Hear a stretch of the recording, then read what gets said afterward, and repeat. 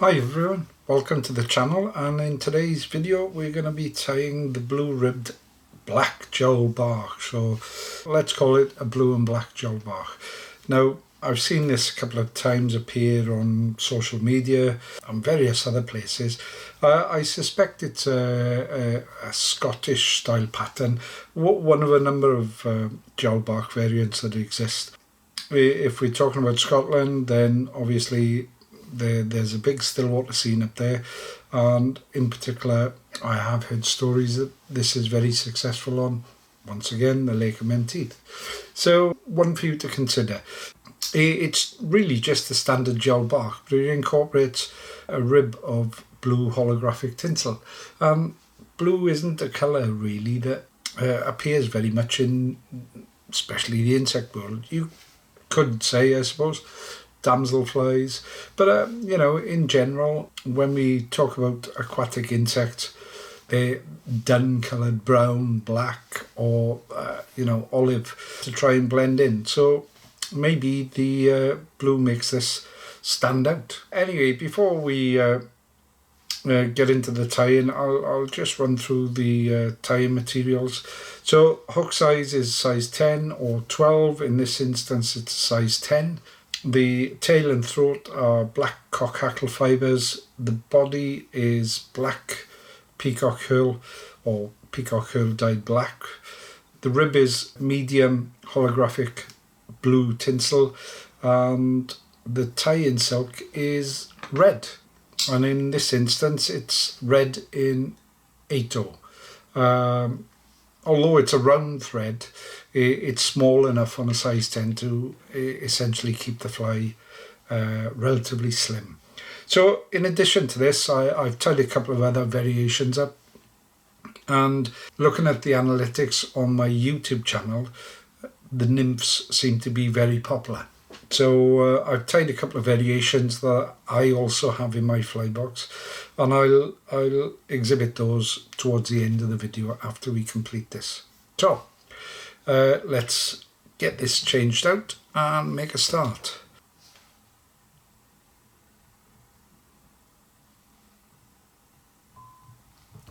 There we go, size 10. So all we need to do is start tie-in silk a little way behind the hook eye, and then tie in close touching turns to a point. I suppose near the hook point, it could even go a little further in this instance, between the hook point and barb. Okay, just take that off, and then we'll get some cock hackle fibres, not too many, and just place them so that they're just beyond the hook bend. You can guess I don't like my tails too long, and then again we're trying to, on this pattern at least, tie it somewhat shorter.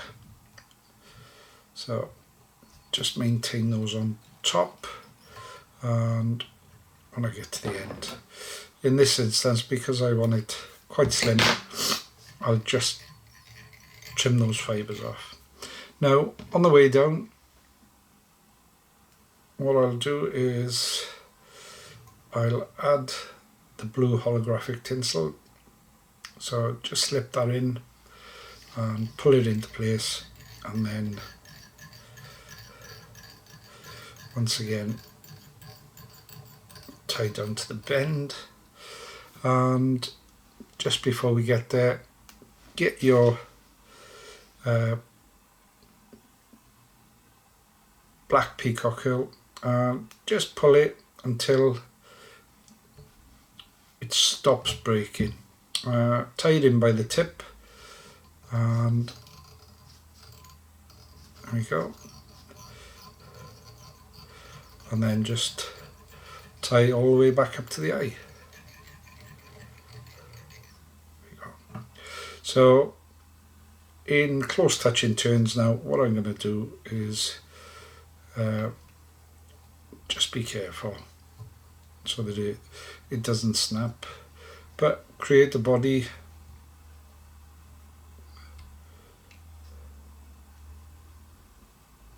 just by winding this up.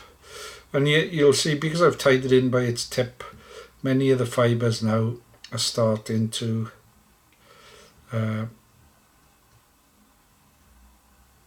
stand out. And even on this, if because of the fibres standing out, if you gently move the fibres backwards, then once again you'll get them going in the right direction. So very similar to what we do with the hackles, and hopefully you can see that effect on the body there. So take a couple of turns, pull him off. Now what we need here is about 4 or 5 turns of this blue, and make sure they're evenly spaced. 3, yeah, I'm going to get 4, and then this time I won't put the 5th one over the eye. I'll just take a couple of wraps there.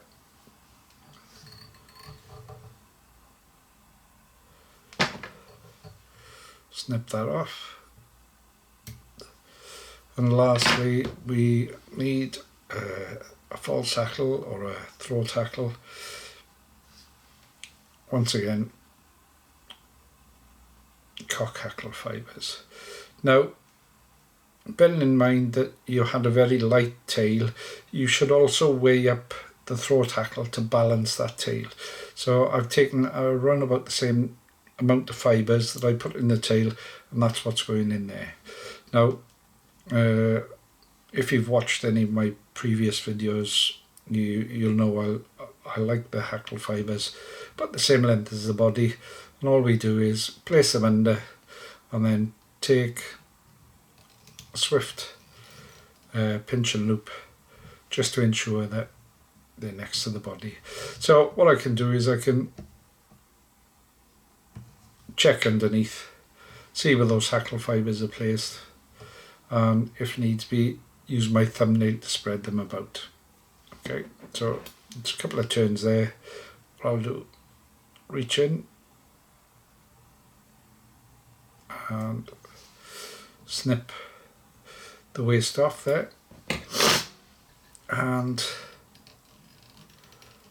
tidy that head up. A couple of turns with the whip finish tool, and always try to go from the eye back towards the body, and that will prevent, it'll create a nice head, but it'll prevent the tie and silk from falling down and creating a lump of a head. Okay, there we go. So that's in place, pull it tight, snip off,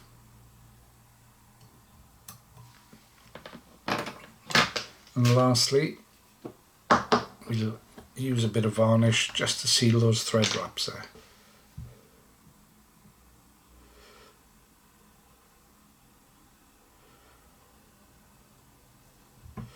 And what I tend to do is, if I want a nice glossy head, primarily what I use the varnish to do is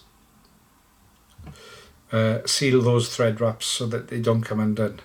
Now, there is a phrase that you might have heard, might not have heard. And the phrase goes something like, there are flies to throw and there are flies to show.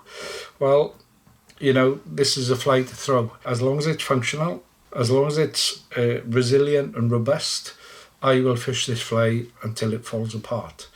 Now, the flies to show, I would probably pick the best components, take my time, make sure there's a glossy head.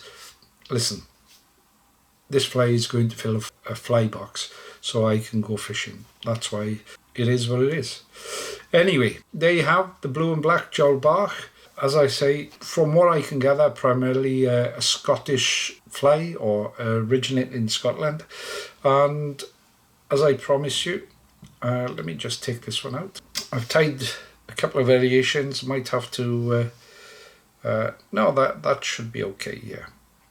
So you can see in this instance, let me get a bodkin.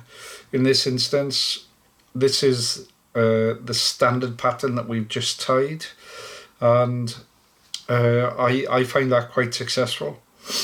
As an alternative, all I've done in the next one, I've added orange goose biots, and orange is a complementary colour to blue, so it kind of works there. And then on the last one, what I've done is I've put fluorescent orange goose biots and created a hothead by using fluorescent fire orange tie-in silk. So there you have it. There's 3 variations. Hopefully you can see them all. In fact, let me just there we are. So I'll just pull out a bit, but there's 3 variations. One to be a little bit inconspicuous, more readily taken by resident fish or fish that have seen a few bits thrown at them.